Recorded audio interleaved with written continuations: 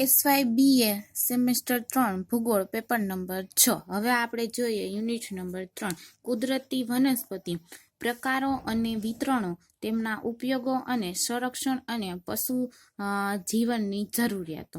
હવે આની ઉપર આપણે જોઈએ પ્રશ્ન નંબર 1, એમાં ટૂંક નોંધ લખો, ભારતમાં વન સંરક્ષણ।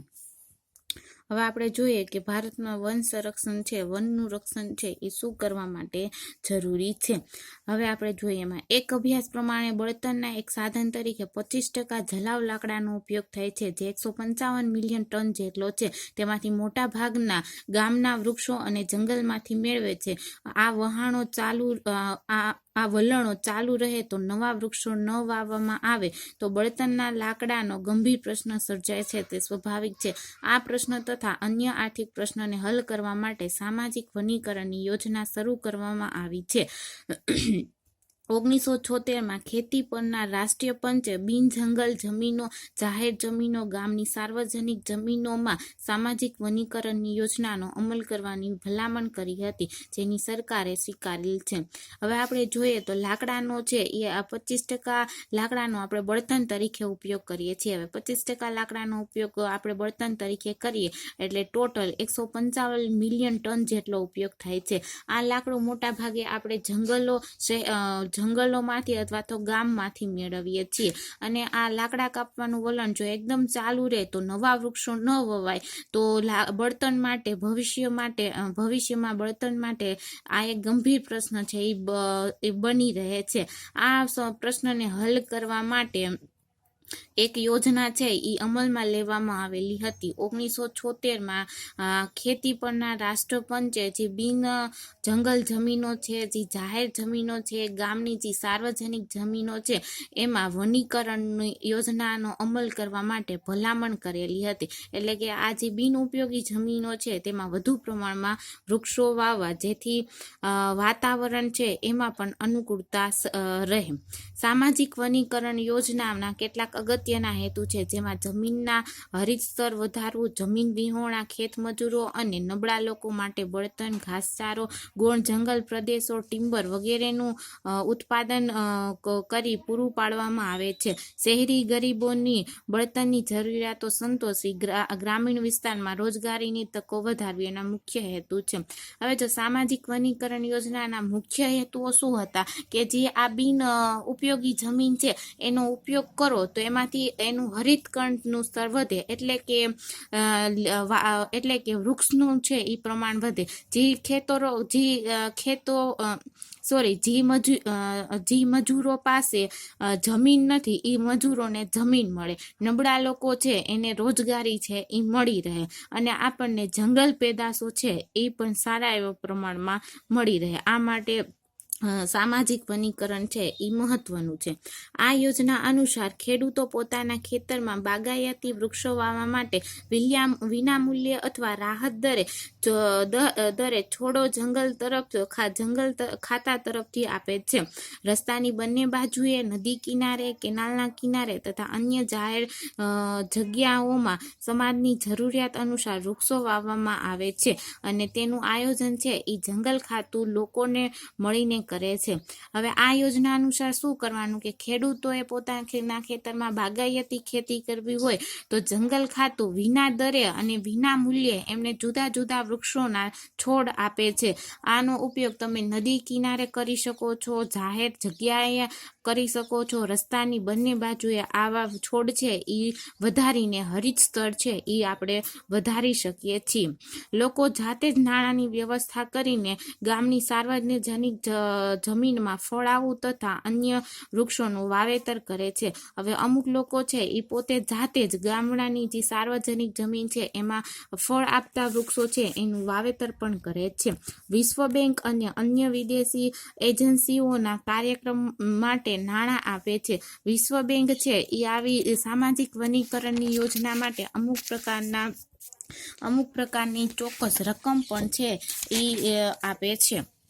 હવે એની પછી જોઈએ, અછતવાળા જિલ્લામાં જલ્દીથી ઉગી જાય તેવા વૃક્ષોનું વાવેતર કરવામાં આવે છે અને ત્યાંના પશુઓને ખોરાકમાં ઉપયોગ લઈ શકાય તેવા છોડનું પણ વાવેતર કરવામાં આવે છે.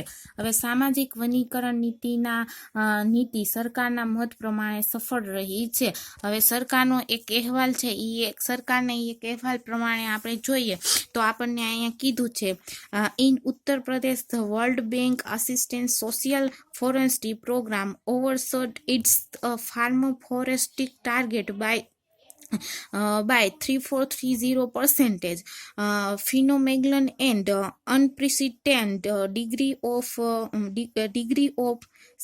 for or government program in Gujarat from forestry target exceeded by more than 200%. હવે જોઈએ, જંગલ ખાતા દ્વારા મોટા પ્રમાણમાં વૃક્ષના રોપાઓ છે એ વિના મૂલ્યે આપવામાં આવે છે અને આનો સીધો લાભ છે એ ખેડૂતોને મળે છે, કેમ કે વિના મૂલ્યે રોપવા આપવાથી ખેડૂતો છે એ વધુ વૃક્ષનું વાવેતર કરે છે અથવા તો વધુ છોડ છે એનું વાવેતર કરે છે. તેમ છતાં સામાજિક વનીકરણની યોજના છે એ થોડી ઘણી સફળ થાય છે, પણ તેનો લાભ ગ્રામીણ ગરીબોને પૂરતા પ્રમાણમાં મળતો નથી. વ્યાપારિક આર્થિક લાભ ઉઠાવવા માટે મોટા ખેડૂતોએ સામાજિક વનીકરણની યોજનાનો ઉપયોગ કરેલો છે. હવે સામાજિક વનીકરણની યોજના છે એ જોવા જઈએ તો સફળ રહેલી છે, પણ એનો લાભ છે એ નાના ખેડૂતોને મળતો નથી. મોટા ખેડૂતો છે એ આર્થિક લાભ ઉઠાવવા માટે આ યોજનાની અંદર ભાગ લે છે. સાર્વજનિક જમીનના સમુદાય દ્વારા વૃક્ષોના ઉછેર કરવાની યોજનાની સીધીમાં પશ્ચિમ બંગાળમાં લક્ષ્યાંક 109% છે, જ્યારે ગુજરાતમાં 43% અને ઉત્તર પ્રદેશમાં 11-12% છે. પશ્ચિમ બંગાળની સફળતાનું કારણ એ છે કે ત્યાંની ત્યાં જમીન વિનાને ખેત મજૂરોને સરકાર દ્વારા ખરાબાની જમીન આપવામાં આવે છે. પોતે ઉછેરેલા વૃક્ષોની આવક મેળવવામાં સંપૂર્ણ અધિકાર ઉપરાંત વેતન આપવામાં આવે છે. હવે સાર્વજનિક જમીન છે એમાં જુદા જુદા સમુદાયના વૃક્ષો વાવવાની એક યોજના બનાવેલી છે. આ યોજના બંગાળની અંદર 109% લક્ષ્યાંક સુધી પહોંચેલી છે. ગુજરાતની અંદર 43% અને ઉત્તર પ્રદેશમાં 11-12% છે.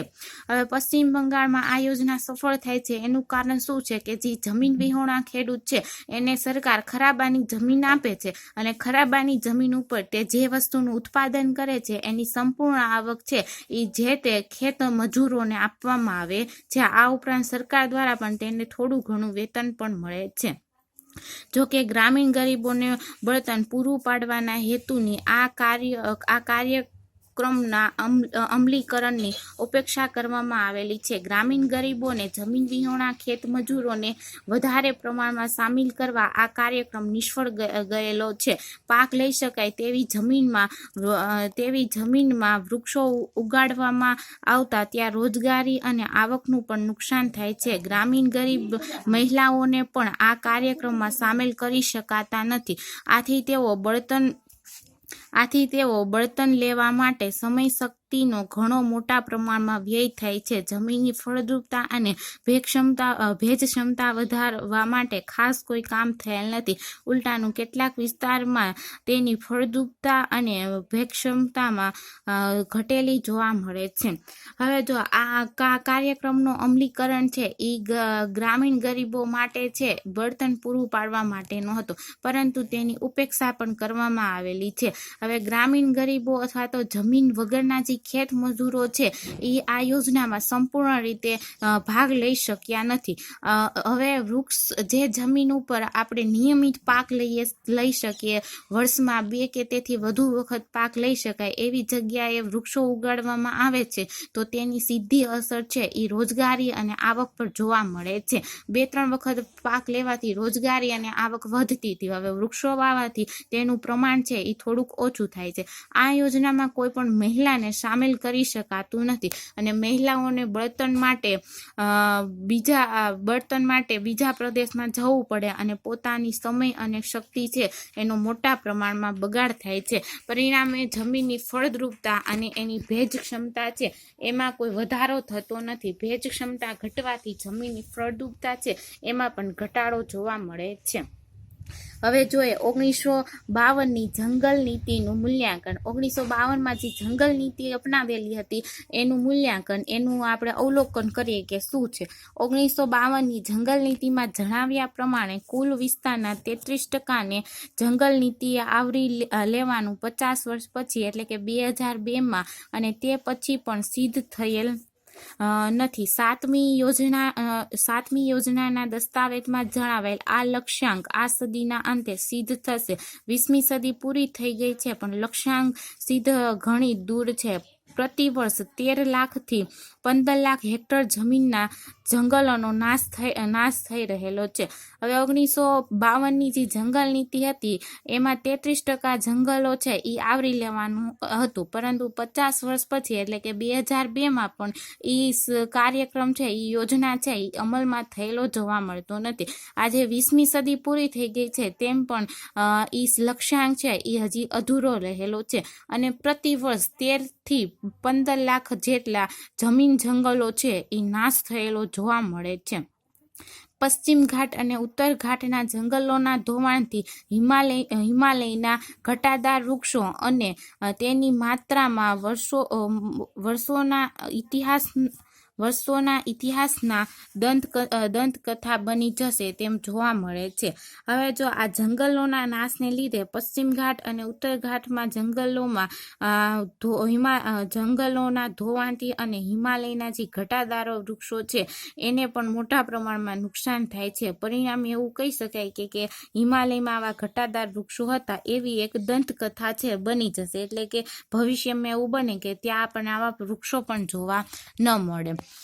1955ની જંગલ નીતિનો એક હેતુ સિદ્ધ થયો નથી, તેના હેતુઓ કરતા વિપરીત પરિણામો આવ્યા છે। જંગલ વૃદ્ધિને બદલે નાશ થઈ રહ્યો છે, વૃક્ષોના પોષણને બદલે શોષણ થઈ રહ્યું છે, જંગલના વહીવટ પરથી વીરપ્પન જેવા કુખ્યાત ચંદનચોર, લાકડાચોર, જંગલ ચોરોને પેદા કર્યા છે। જંગલ ખાતા દ્વારા આવક મેળવવા વૃક્ષોનું મોટા પ્રમાણમાં કપાણ થાય છે, તેના કરતાં ખાનગી લોકો દ્વારા જંગલો સાફ થઈ રહ્યા છે।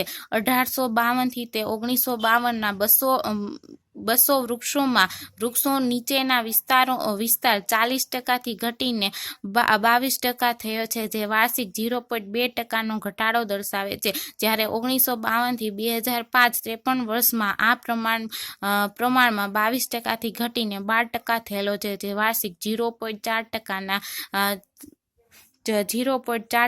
ઘટે છે। હવે જો 1952ની જંગલ નીતિ છે એનું એક પણ હેતુ છે એ સિદ્ધ થયેલો નથી, બલ્કિ એના વિપરીત પરિણામો છે એ જોવા મળે છે। હવે જંગલોની વૃદ્ધિ છે એ અટકી છે અને જંગલોનો નાશ છે એ વધુ પ્રમાણમાં થાય છે। જંગલો છે એનું શોષણ અત્યારે વધુ પ્રમાણમાં થાય છે। હવે જંગલના વહીવટથી વીરપ્પન જેવા કુખ્યાત ચંદનચોર, લાકડાચોર અને જંગલ ચોરો છે એ પેદા થાય છે। હવે જંગલ ખાતા દ્વારા જે આવક મેળવવામાં આવે છે એ માટે વૃક્ષોનું મોટા પાયે કપાણ થાય છે। હવે આવી આવકો છે એનો ઉપયોગ છે એ ખાનગી લોકો દ્વારા વધુ થઈ રહ્યો છે। હવે 1852થી 1952 એટલે કે 100 વર્ષના સમયગાળામાં વૃક્ષો છે એના વિસ્તારમાં ઘટાડો થયો છે 40થી 25% જેટલો, અને એ વાર્ષિક 0.2% જેટલો છે। 1952થી 2005ના 53 વર્ષના સમયગાળામાં એ ઘટાડો વધુ ઘટી ગયો છે અને 22%થી 12% જેટલો થયો છે, એટલે કે વાર્ષિક 0.4%ના દરે આપણને ઘટાડો છે એ જોવા મળે છે। ફાઓના અંદાજ પ્રમાણે ભારતને 1951થી 1972 દરમિયાન 3.4 મિલિયન હેક્ટર જંગલ વિસ્તાર ગુમાવેલ છે, જેનાથી વાર્ષિક વાર્ષિક 1,55,000 હેક્ટર જમીનનું ધોવાણ થાય છે. તાજેતરના અંદાજો પ્રમાણે વાર્ષિક 1.3 મિલિયન હેક્ટર જંગલ વિસ્તાર ગુમાવી રહ્યો છે. હવે ફાઓ એક સંસ્થા છે, એને એક અહેવાલ રજૂ કરેલો છે કે ભારતે 1951 થી 1922 દરમિયાન 3.4 મિલિયન હેક્ટર જંગલો ગુમાવેલા છે, જેનાથી વાર્ષિક 1,55,000 હેક્ટર જમીનનું ધોવાણ થયેલું છે. અને હમણાં જે તાજેતરનો છેલ્લો અહેવાલ હતો એમાં કીધું છે કે ભારતે 1.3 મિલિયન હેક્ટર જેટલા જંગલો છે એ ગુમાવી દીધા છે. રાજ્ય અને વહીવટી તંત્ર દ્વારા જંગલના સંરક્ષણ માટેના પ્રયાસો કરવામાં આવેલ છે. ગરીબ લોકોથી જંગલને બચાવવાના પ્રયાસોમાં થોડી સફળતા મળી છે, પણ ઉદ્યોગોથી જંગલો બચાવી શકાયેલા નથી. સામાજિક વનીકરણ કાર્યક્રમ ગરીબોને ધ્યાનમાં રાખીને તૈયાર કરવામાં આવેલ છે. ગરીબોને રોજગારી, આવક તથા બળતણ માટેનું લાકડું મળી રહે તથા પશુ માટે ખોરાક મળી રહે એ માટે આ યોજના શરૂ કરવામાં આવેલ હતી. પરંતુ આગળ ચર્ચા કરીએ તે પ્રમાણે તેનો હેતુ સિદ્ધ થયો નથી. મોટા ખેડૂતો તથા જમીનદારોના હિતને પોષવાનું કામ આ યોજનામાં થયેલ છે. આમ 1952ની જંગલ નીતિના હેતુ સિદ્ધ કરવા સત્તાંતરે નિષ્ફળતા રહેલી છે. તેમાંથી જંગલોમાં અપેક્ષા પ્રમાણે વધારો ન થતો, પણ જંગલોમાં જતા વિનાશને પણ નિયંત્રણ કરી ન શક્યા. આ સંદર્ભમાં જંગલ સંરક્ષણ અને જંગલ સંવર્ધન માટે નવી જંગલ નીતિ રજૂ કરવાની આવશ્યકતા જણાય છે. હવે રાજ્ય સરકાર અને વહીવટી તંત્ર છે એને આ જંગલનું કપાણ અટકાવવા માટે જુદા જુદા પ્રયત્નો હાથ ધરવામાં આવેલા છે અને એ થોડા ઘણા અંશે સફળ થયા છે. જંગલોને ગરીબ લોકોથી તો બચાવી શક્યા છે, પણ ઉદ્યોગોથી બચાવી શકાતા નથી. હવે આ જે જંગલ નીતિ હતી એ શું કરવા અમલમાં કરવામાં આવેલી હતી કે આ જંગલ નીતિનું મુખ્ય કારણ એ હતું કે ગરીબીનું પ્રમાણ ઘટે, ગરીબોને રોજગારી અપાય, તેને પૂરતી આવક અને બળતણ મળે તથા પશુઓને ખોરાક મળે એ માટે આ યોજના શરૂ કરવામાં આવેલી હતી. પરંતુ આનો એક કોઈ હેતુ છે એ સિદ્ધ થયેલો નથી. આ યોજના છે એ ફક્ત મોટા ખેડૂતો અને જમીનદારના હિતો સંતોષાયા છે. આ પરથી આપણે કહી શકીએ કે 1992ની જે જંગલ નીતિ હતી એમાં આપણને સતત નિષ્ફળતા મળેલી છે. જંગલોનું અપેક્ષા પ્રમાણ જે નક્કી કરેલું ધોરણ હતું એના કરતાં વધુ પ્રમાણમાં આપણે જંગલોનો વિનાશ થઈ રહેલો છે. હવે 1952ની જંગલ નીતિ છે એની જગ્યાએ અત્યારે સરકારે જંગલ સંરક્ષણ અને જંગલ સંવર્ધન માટે નવી નીતિઓ છે એ અમલમાં લેવી જોઈએ. જો સરકાર કોઈ જંગલ સંરક્ષણ માટે કોઈ નિયમો હાથમાં ન લે તો ધીમે ધીમે જંગલોનું પ્રમાણ ઘટી જાય અને આની સીધી અસર માનવ જીવન પર થાય અને પ્રાણી જીવન પર જોવા મળે છે.